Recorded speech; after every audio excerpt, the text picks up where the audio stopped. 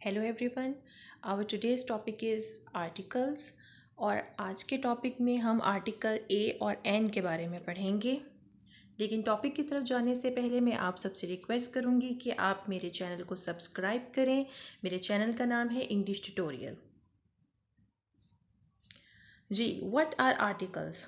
Articles A, N, and the are articles in English language. They, like demonstrative adjectives, point out persons or things. A and an are indefinite article, but the is definite article. A, an, and the. These three are articles in English language. इनका काम क्या है, इनका function क्या है? They like demonstrative adjectives point out persons और things, noun को point out करते हैं। जैसे हमने एडजेक्टिव में डेमॉन्स्ट्रेटिव एडजेक्टिव के बारे में पढ़ा था। कौन कौन से डेमॉन्स्ट्रेटिव एडजेक्टिव थे? दिस, दैट, दीज, दोज, जो कि पॉइंट आउट करते थे कि किस नाउन की बात हो रही है, किस पर्सन की बात हो रही है या किस चीज़ की बात हो रही है। यही फंक्शन जो है आर्टिकल्स का है। आर्टिकल्स भी पर्सन्स और थिंग्स के बारे में बताते हैं, उनकी तरफ पॉइंट आउट करते हैं। A and an are the indefinite articles and the is definite articles. कैसे, वो हम आगे जाके समझते हैं। सबसे पहले हम ये देखते हैं कि इनडेफिनेट आर्टिकल्स कौन कौन से होते हैं। इनडेफिनेट आर्टिकल्स होते हैं आ और एन, और यही आज का हमारा टॉपिक है। आज का हमारा टॉपिक है इनडेफिनेट आर्टिकल्स। आर्टिकल्स तीन तरह के होते हैं, ए, एन, द। ये तीन आर्टिकल्स हैं, लेकिन आज के टॉपिक में हम सिर्फ इनडेफिनेट आर्टिकल के बारे में पढ़ेंगे, जो कि है आ और एन। आ और एन। अब इनडेफिनेट आर्टिकल क्या होता है? इनडेफिनेट आर्टिकल वो होता है जो कि नाउन को जनरलाइज कर देता है। ये किसी भी स्पेसिफिक या पर्टिकुलर थिंग या पर्सन के बारे में बात नहीं करता, बल्कि ये नाउन को जनरलाइज कर देता है। मतलब किसी भी चीज़ को जो है जनरल बना देता है। जैसे आ बॉय, एक लड़का, एन एप्पल, एक सेब। एक लड़के की बात हो रही है, इसमें कोई भी लड़का हो सकता है। स्पेसिफिक नहीं किया है लड़के को, बल्कि ये कहा गया है आ बॉय, कोई भी लड़का, एन एप्पल, कोई भी सेब। किसी एक सेब की या किसी एक खास खास लड़के की बात नहीं हो रही, बल्कि इसमें जो है वो किसी भी जनरल बॉय और जनरल एप्पल की बात हो रही है। अब हम आगे जाके देखते हैं कि इनडेफिनेट आर्टिकल्स जो हैं उनके यूजेस क्या हैं, क्यों यूज़ करते हैं हम इनडेफिनेट आर्टिकल्स को। To refer to an indefinite person और thing. To refer to an indefinite person और थिंग, जब हम किसी पर्सन या थिंग के बारे में श्योर नहीं होते, उसको हम जो है वो पहचानते नहीं हैं, हम उसको जनरलाइज कर देते हैं। जैसे I saw a man driving a car.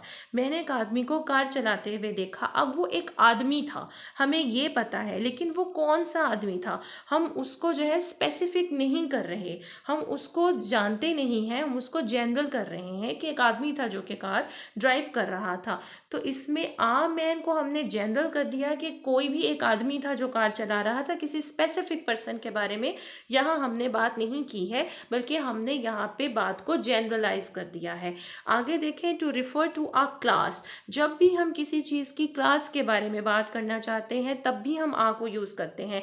जैसे आ मैन इज मोर्टल, इंसान फानी है। यहाँ हम किसी भी एक स्पेसिफिक आदमी की बात नहीं कर रहे कि वो फानी है, बल्कि आ मैन यानी सारे आदमी, पूरी इंसानियत की बात हो रही है यहाँ पे, कि सब इंसान जो है, तमाम जो आदमी है वो फानी है।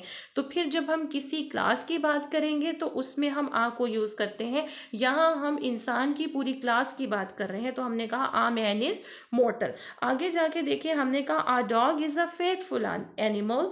एक डॉग फेथफुल एनिमल है, वफादार जानवर है। आ डॉग में हम किसी एक खास डॉग की बात नहीं कर रहे, बल्कि हम हर डॉग की बात कर रहे हैं। हम यहाँ उनको जनरलाइज बना रहे हैं, जनरलाइज कर रहे हैं। यानी कोई एक स्पेसिफिक डॉग फेथफुल नहीं है, बल्कि डॉग की पूरी क्लास फेथफुल है। जितने भी डॉग होते हैं, सारे डॉग्स जो हैं वो फेथफुल एनिमल हैं। तो यहाँ हमने ये सीखा कि जो इनडेफिनेट आर्टिकल है आ और एन, उसको हम यूज़ करते हैं जनरलाइज करने के लिए चीज़ों को। हम जब किसी को स्पेसिफिकली किसी के बारे में बात नहीं कर रहे होते, हम जनरलाइज करते हैं, तो हम इनडेफिनेट आर्टिकल यूज़ करते हैं, क्योंकि वो रेफर करता है एक इनडेफिनेट पर्सन को या थिंग को। जैसे I saw a man driving a car. लेकिन दूसरा यूज़ हमने इसका ये देखा कि to refer to a class, यानी कि हम किसी की भी पूरी क्लास या फैमिली को जब रिप्रेजेंट करते हैं तो तब भी हम इनडेफिनेट आर्टिकल यूज़ करते हैं। A man is मॉर्टल, a dog is a faithful animal. अब यहाँ तक हमने ये देखा कि आर्टिकल्स जो होते हैं वो इंग्लिश लैंग्वेज में 3 हैं, आ, एन और दा, और ये डिमॉन्स्ट्रेटिव एडजेक्टिव की तरह पर्सन्स और थिंग्स को पॉइंट आउट करते हैं। और इसमें हमने ये कहा कि 2 तरह के होते हैं ये आर्टिकल्स, आ और एन इंडेफिनेट आर्टिकल्स होते हैं, दा डेफिनेट आर्टिकल होता है। और आज का जो हमारा टॉपिक है वो है इनडेफिनेट आर्टिकल, जिसमें हम आ और एन के बारे में पढ़ेंगे। फिर हमने देखा कि इनके यूजेस क्या हैं, कि ये नाउन को जनरलाइज कर देते हैं, and they talk about indefinite person, indefinite things. और हमने ये भी कहा कि ये क्लास और फैमिली को भी रिप्रेजेंट करते हैं। A man is mortal, a dog is a faithful animal. फिर उसके बाद हम ये देखते हैं कि हमने इसको कहाँ कहाँ यूज करना है। उसमें ये देखें, आर्टिकल ए का यूज है सबसे पहले। Article a is use with words beginning with a consonant sound. Sound की बात हो रही है यहाँ पे, जो कि कंसोनेंट साउंड देगा, उसके साथ हमने ए को यूज करना है। यानी कि जो बिगनिंग साउंड होना चाहिए वर्ड का, वो कंसोनेंट साउंड होना चाहिए। A pen, a man, a school, a lady. और ये सिंगुलर के साथ यूज होता है। ये भी बहुत ही इंपॉर्टेंट पॉइंट है कि आ और एन जो हैं ये हमेशा सिंगुलर नाउन के साथ के साथ यूज किए जाते हैं। आ पेन, आ मैन एक आदमी, आ स्कूल एक स्कूल, आ लेडी एक खातून। और दूसरी बात ये देखें, इसको और कहाँ यूज़ किया जाता है, किन वर्ड्स के साथ यूज़ किया जाता है। आ यूनिवर्सिटी। अब आप यहाँ देखें, यू जो है ये तो वाव साउंड है। अब आप ये देखें कि जो साउंड जो है वो ए ई आई ओ यू से हट के होते हैं, वो कंसोनेंट साउंड्स कहलाते हैं। हमने ये कहा कि आर्टिकल ए जो है ये सिंगुलर नाउन के साथ यूज़ होता है, और ये यूज़ होता है उन वर्ड्स के साथ जिनका जो बिगनिंग साउंड होता है वो कंसोनेंट साउंड होता है।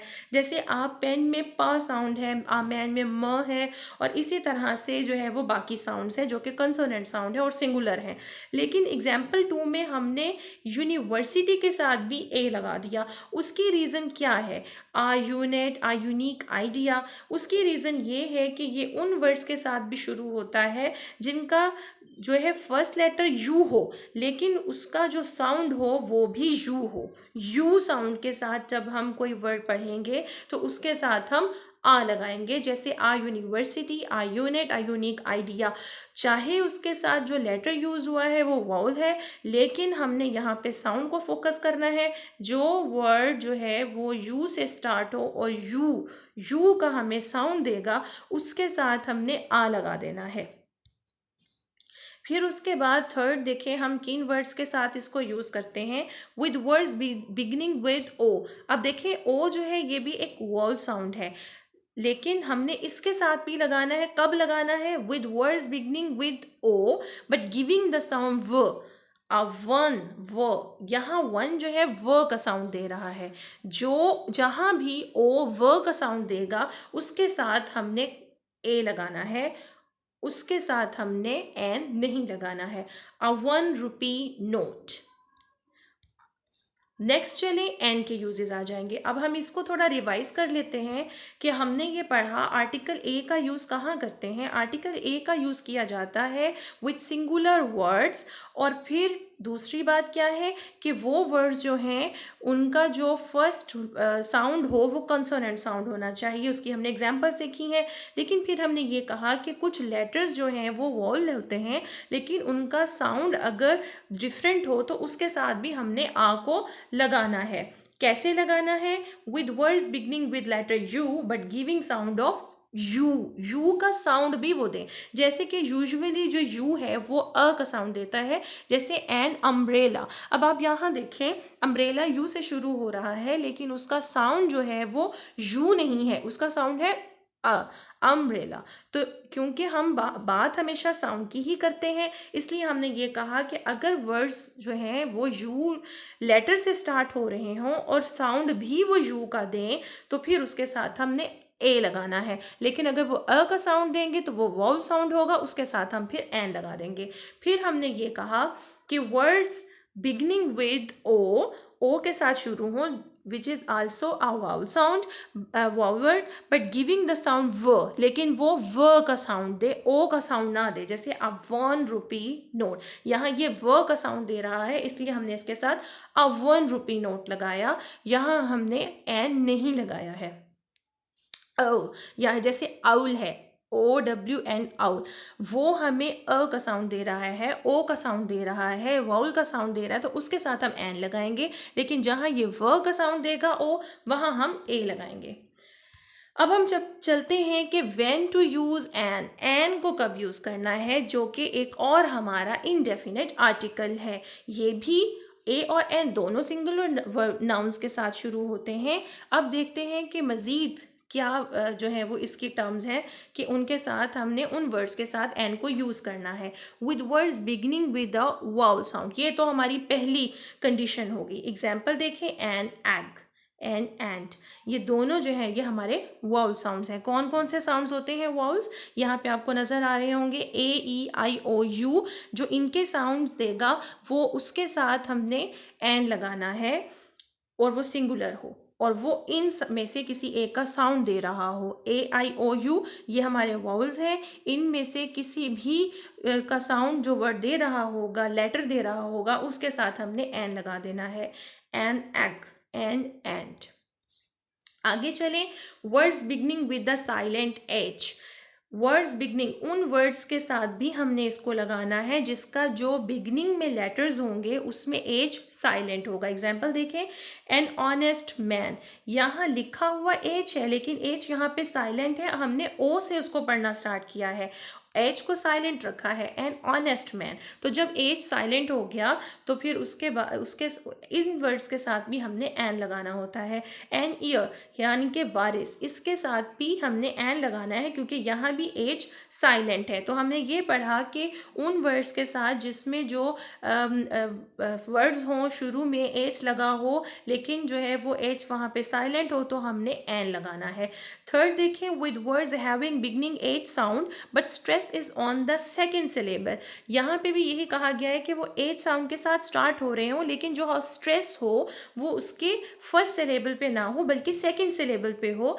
N historical novel and heroic action, यहाँ पे स्ट्रेस सेकंड सिलेबल पे है, तो जब सेकंड सिलेबल पे स्ट्रेस हो, फर्स्ट सिलेबल पे स्ट्रेस ना हो और फर्स्ट लेटर एच हो तो फिर हमने उसके साथ भी एन लगाना है। तो ये हमारी आज की वीडियो थी। चलते हैं एक दफ़ा रिवीजन की तरफ कि व्हेन टू यूज़ एन हम यूज़ करते हैं सिंगुलर नाउन के साथ, एक कंडीशन होगी। सेकंड कंडीशन क्या है, with words beginning with the vowel sound, vowel sound से ये शुरू हो रहे हो, for example an egg and. फिर हमने ये भी कहा कि words beginning with the silent H, यानी कि वर्ड्स ऐसे जो कि जिनका फर्स्ट लेटर एच हो लेकिन वो साइलेंट हो, उसके साथ भी हमने एन लगाना है। फिर हमने ये कहा कि with words having beginning H sound but stress is on the second syllable, यानी कि वो एच से स्टार्ट हो रहे हैं लेकिन स्ट्रेस फर्स्ट लेवल पे नहीं है, सेकंड सिलेबल पे है, जैसे an historical novel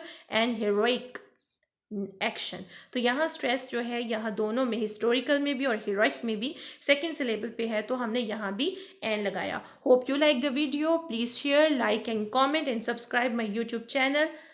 take care.